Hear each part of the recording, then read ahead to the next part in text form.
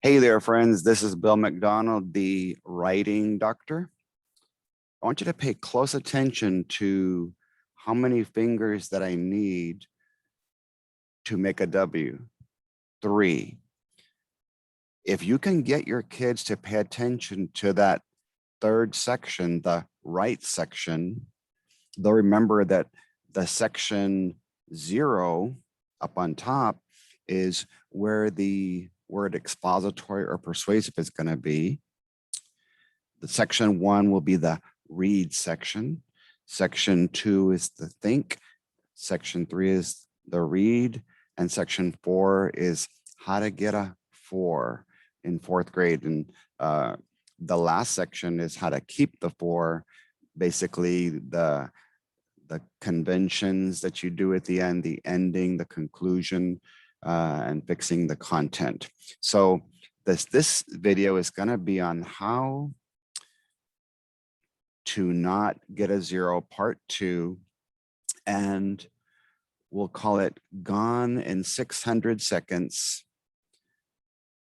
0's gone in 600 seconds or less. I'm going to try and keep the videos to about 10 minutes in length. So I'm going to have to start talking pretty fast here. Let me show you from the horse's mouth, what is the second reason to get a 0? Off topic. So I want you to notice how they word it, because it's real important that you see that we don't address the topic half the time and then come back to something else and then get the 0.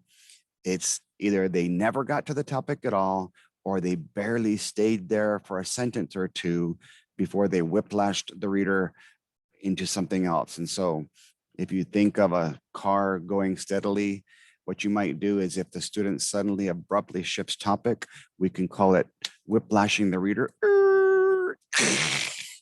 And that's where the essay crashes and burns. Let's read what it says there. The student writes on another topic other than that prescribed by the prompt.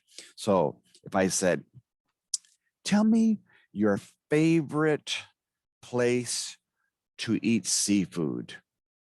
And if you answer something like this, my sister really annoys me sometimes.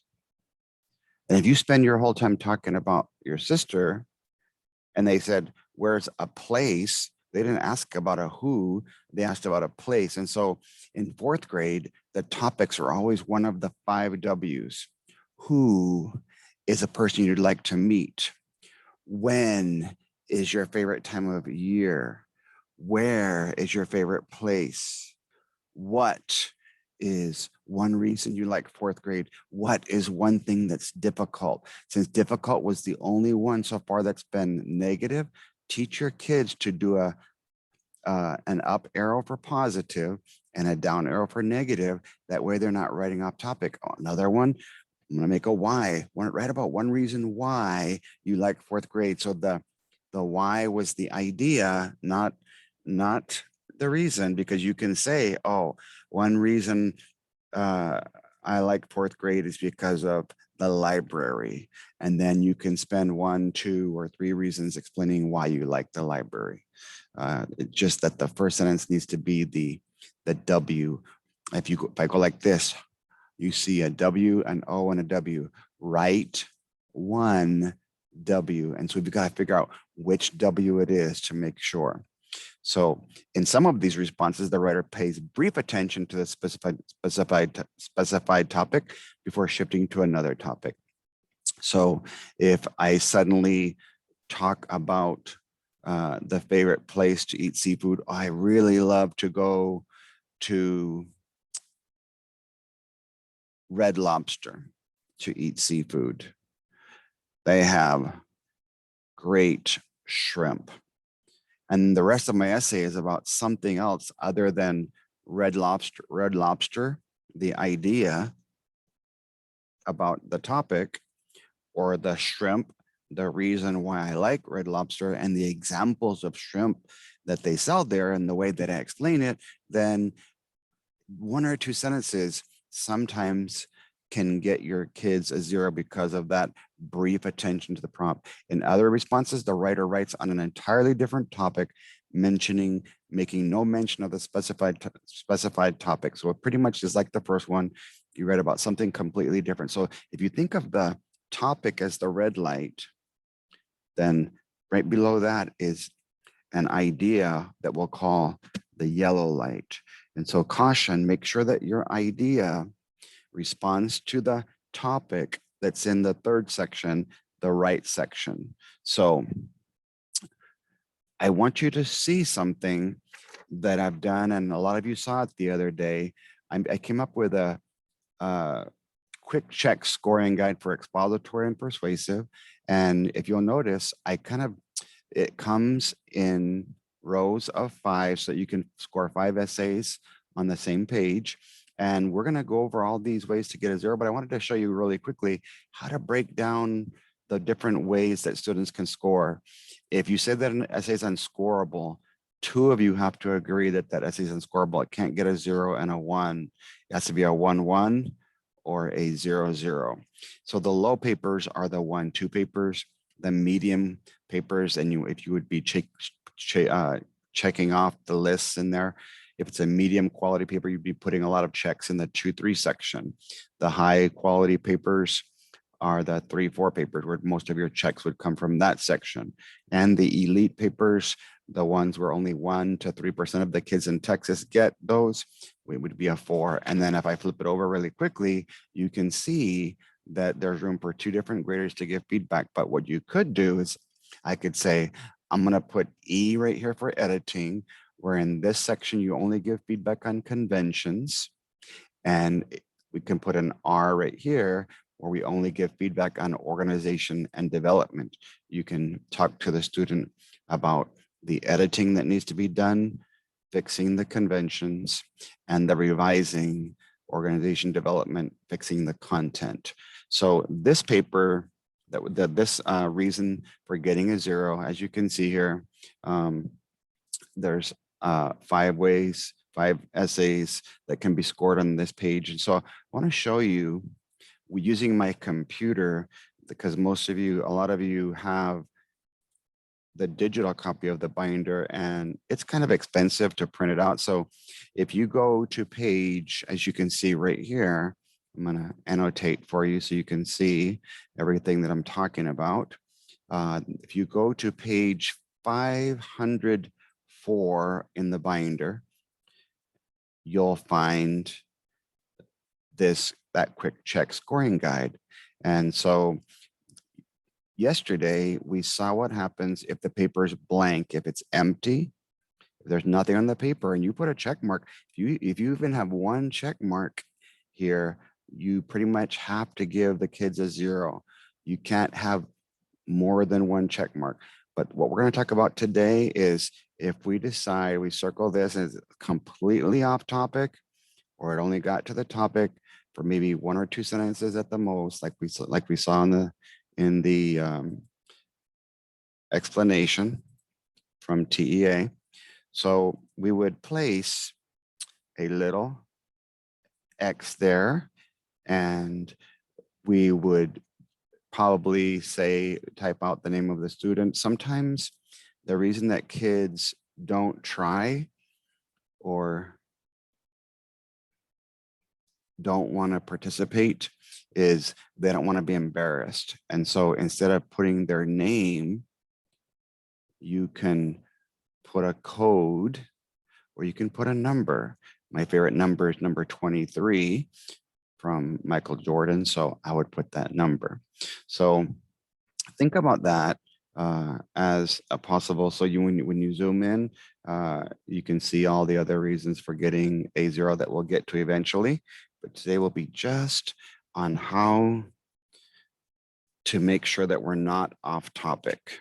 And so I'm going to take you back to the document camera, and I'm going to show you something that is in the binder. It's page 410 for 4th grade, 412 for 7th grade, and 414 for 9th and 10th grade. How to ace the test.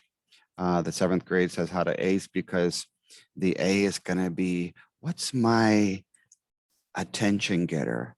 If you think hat, hook, hair, whatever you write first. And so if we're trying to get 3s and 4s, we'd have a good attention getter, but I'm going to try to just make sure we don't have a 0.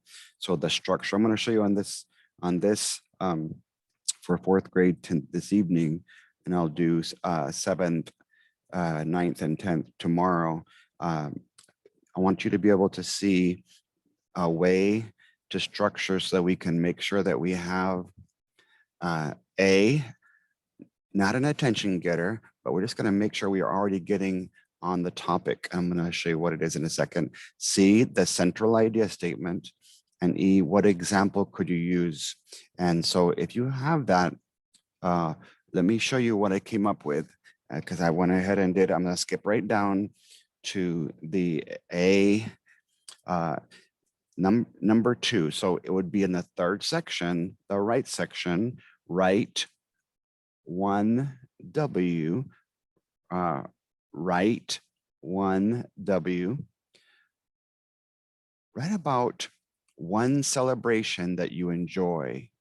So what celebration do I enjoy?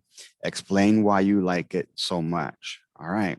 So A, what we could teach the kids is, let's have a topic title, something that they could put on line 1, not above the box, because we're not supposed to write outside the box. So the topic could be capital 1, capital celebration, capital I, and it should have been capital enjoy. And so right away, even though they don't grade up or down for titles, the reader's already required to read everything that's on the paper. If the title's there, they have to read it.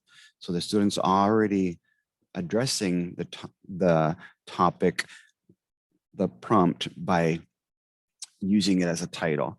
The other A could be ask and answer a question. So I'm going to show you 2 different ways. We could ask a question about the topic, which is what many kids do across Texas, too many kids. But if we're trying to get from 0 to 1, then by all means, let your kids ask a question about the topic, because it's right there in front of them. But on some of these, one of these, I'm going to show you how to ask a question about the idea that you plan on using. So let's see what that looks like. Asking a question. Capital, is there a celebration you enjoy? Question mark. Capital, I have one, period. So there's my question and there's my answer. I have my title and my question and my response, all about the topic so far. The central idea statement, capital, the one celebration, capital, I enjoy most is my birthday, period. So this can only be about my birthday. And so you think, okay, what are some examples? What are some reasons why I like celebrating my birthday? Capital I'm, contraction, I am the only one celebrating, period. Capital, I get to open gifts, period. And then another E could be an ending. So even though there's not a lot there, all we have is the basic structure, how to ACE. And there's a thing called an ACE bandage. Well, I'm going to call this ACE surgery, because I would never want the majority of the students that I would be teaching to put a title about the topic. I wouldn't want them to ask a question as an attention getter about the topic.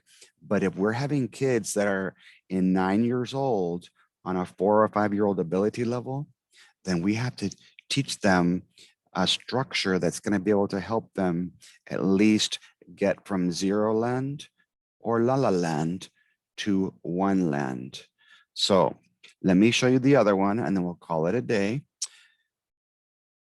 The third section, the right section this time, right, 1W. The other thing you can think of is underline the word right and circle the key words. So in the third section, they would find underline right, circle the keywords indoor activity, or because there would be two separate ones, or a hobby that you enjoy during your free time. So let's take a look. Write about your favorite indoor activity that you enjoy during your free time. Describe it.